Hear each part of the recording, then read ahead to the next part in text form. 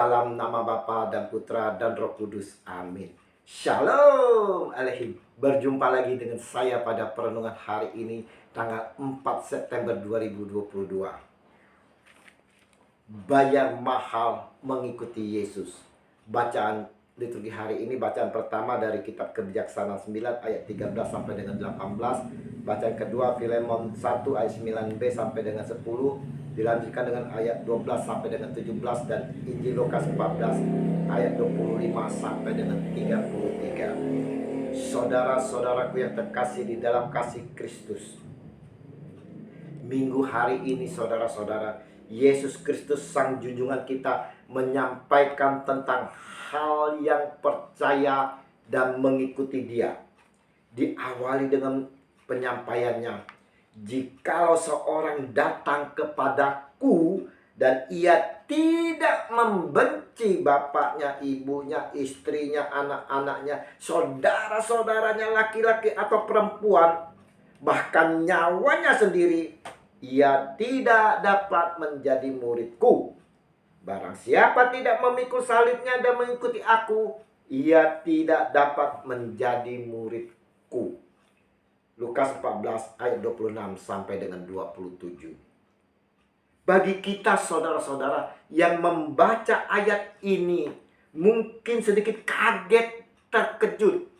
Kok bertolak belakang dengan pengajaran kasih yang diberikan oleh Yesus sendiri? Tak ada sikap berbakti dan hormat kepada Bapa dan Ibu kita. Bahkan dikatakan, jikalau seorang datang kepadaku dan ia tidak membenci bapa, ibunya, istrinya, ia tidak dapat menjadi muridku. Di sini kita harus melihat kata membenci, saudara. Bukankah bertolak belakang dengan pengajarannya akan kasih ini? Yesus ingin sampaikan melalui ayat ini, saudara-saudara, di mana syarat untuk menjadi pengikut dan muridnya ialah bahwa setiap orang yang ingin menjadi muridnya haruslah mencintainya dengan sepenuh hati, sepenuh jiwa, dengan segenap hati. Cinta kepadanya harus lebih besar daripada cinta kepada keluarga dan juga kepada diri sendiri.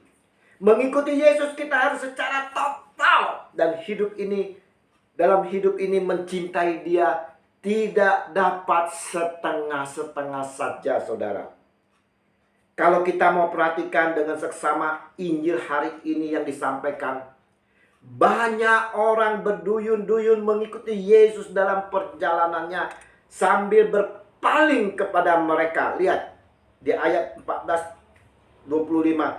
Sambil berpaling ia berkata kepada mereka. Kata sambil berpaling berarti menunjukkan banyak orang yang mengikuti Dia. Dan posisi Yesus saat itu berada di depan, sementara orang banyak tersebut di belakang mengikuti Yesus. Di sini saudaraku yang terkasih, mau menunjukkan kepada kita semua yang percaya akan Dia dan mengikuti Dia, seharusnya kita juga seperti orang-orang banyak yang mengikutinya, di mana Yesus yang mendahului kita. Yesus yang terdepan. Yesus sebagai komando. Dan Yesus sebagai komando di dalam kehidupan kita. Yesus yang ada di depan kita dan kita mengikutinya, saudara. Dalam kehidupan kita sebagai pengikutnya, juga mau menempatkan Yesus paling depan dalam kehidupan kita ini. Dan harus mengikuti arahannya dan tuntunannya. Inilah arti mengikuti Dia, saudara. Menjadi muridnya. Dibutuhkan kesadaran bahwa yang kita ikuti itu ialah Tuhan, bukan diri kita sendiri. Dan bahwa dalam mengikutinya membutuhkan keteguhan hati. Mengedepankan Yesus berarti menjadikan Tuhan sebagai arah dan tujuan dari tindakan kita setiap saat, saudara. Apa yang menjadi patokannya agar kita benar dalam mengedepankan Dia? Patokan untuk mengetahui apakah dalam hidup kita sudah mengedepankan Tuhan atau belum, kita dapat melihat apakah kita sudah dengan sungguh-sungguh. Ingat saudara, apakah kita sudah dengan sungguh-sungguh mengasihi Tuhan Allah kita. Ingat, perintah utama dan terutama yang Ia katakan kepada kita, yaitu perintah cinta kasih, mengasihi Tuhan Allah dengan seutuh-utuhnya dan mengasihi sesama seperti diri sendiri. Matius 22 ayat 33 sampai dengan 40, Markus 12 ayat 28 sampai dengan 34, dan Lukas 10 ayat 25 sampai dengan 28. Patokan ini juga saudara-saudara yang menjadi ukuran kalau kita sudah memenuhi syarat sebagai murid Tuhan atau belum.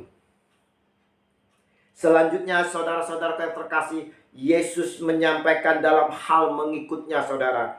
Barang siapa tidak memikul salibnya dan mengikuti aku, ia tidak dapat menjadi muridku. Lukas 14 ayat 27. Yesus ingin menegaskan barang siapa tidak memikul salibnya dalam mengikuti Tuhan, ia sama sekali tidak berhak menyebut dirinya sebagai murid Tuhan. Tujuan pernyataan ini saudara-saudara adalah agar umat Tuhan memahami makna mengikuti Tuhan dalam porsi yang benar dan bertanggung jawab. Ingat, di sini Yesus tidak menjanjikan kenyamanan.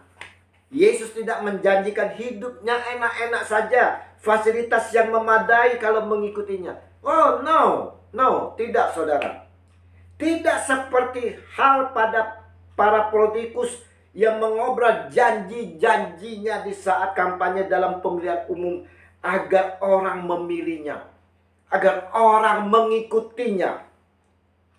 Inilah dasar iman kita mengikuti Yesus seperti yang ditegaskan oleh Yesus.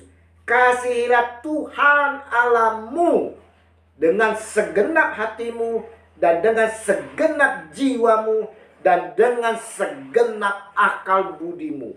Matius 22 ayat 37. Ini prinsip iman yang tidak bisa ditawar-tawar saudara. Ikut Tuhan harus siap, baik dalam keadaan suka maupun duka saudara. Nah, perenungan minggu hari ini saudara-saudara mau mengingatkan kepada kita semua bahwa mengikuti Dia Yesus Tuhan yang adalah Sang Juru Selamat kita, ada yang harus kita bayar dengan mahal sekali saudara. Kita tidak boleh setengah-setengah mengikuti Dia saudara. Mengikuti Yesus berarti kita mau mengedepankan Yesus dalam kehidupan kita, dalam arti seluruh kehidupan kita ini. Dalam seluruh kehidupan kita ini saudara, kita kedepankan Tuhan Yesus dan kita mengikuti Dia. Harus disadari, mengikuti Yesus bukan berarti kita akan memperoleh kenyamanan, memperoleh aman, nikmat, fasilitas yang tersedia semua. Tidak. Kita harus membayar harga mahal, yaitu dengan setia dan taat dalam memikul salib. Menghadapi kehidupan ini dengan berbagai pertentangan-pertentangan, penderitaan, dan masalah hidup kita ini. Kita harus lewati, kita harus pikul semuanya itu. Bukannya kita melarikan diri dari segala persoalan hidup ini. Ingat saudara, harus memikul salib kita. Mari kita mau selalu tetap teguh, setia dan taat mengikuti Tuhan Yesus dengan memikul salib kita. Kita mau selalu mengedepankan Yesus di depan kita. Kita mengikuti Dia dengan penuh sukacita. Kemuliaan kepada Bapa dan Putra dan Roh Kudus, seperti pada permulaan, sekarang, selalu, dan sepanjang segala abad. Amin. Dalam nama Bapa dan Putra dan Roh Kudus. Amin. Selamat berhari Minggu. Selamat beribadah. Mari kita persiapkan hati kita bersama keluarga untuk menyambut Tuhan kita Yesus Kristus di dalam perjamuan Ekaristi. Dan terimalah perutusan karena kita diutus. Shalom Alehim.